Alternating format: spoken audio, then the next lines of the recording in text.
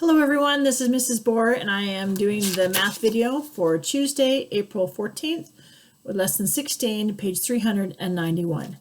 So our chapter for today is exploring adding hundreds, tens, and ones. So this is something we have done before, so I don't think you'll have any trouble with this kind of a problem today. You already know about hundreds, tens, and ones. Now you will use strategies to add three-digit numbers. Use what you know to try to solve the problem below. So here's the problem on page 391. There are 214 fish in the giant tank at an aquarium. There are 131 other sea animals in the tank.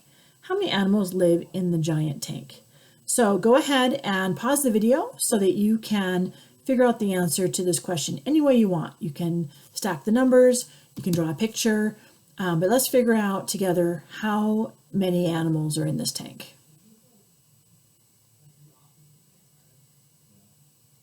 Okay, so let's go over that and let's figure out how you've done that. So there are many different ways that you could solve that question. I'm going to write down and stack the numbers here for you so you can see how I have done that. So I've written down the 214 of the sea animals, 214 fish, and then we have the 131 sea animals. Notice how I've stacked these up nice and neat, the ones, tens, and hundreds. Remember, we always want to start on the one side because if I have to regroup, I'm going to get messed up if I start from the hundred side. We'll start from the ones. So 4 plus 1 equals 5. 1 plus 3 equals 4. And 2 plus 1 equals 3. Oh, that's an odd 3. And the answer is 345 animals in that giant tank.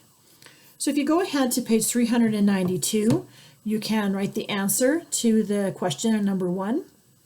Number 2 is showing you how to use a number line and kind of adding hundreds and then the tens and the ones, kind of using the jumps.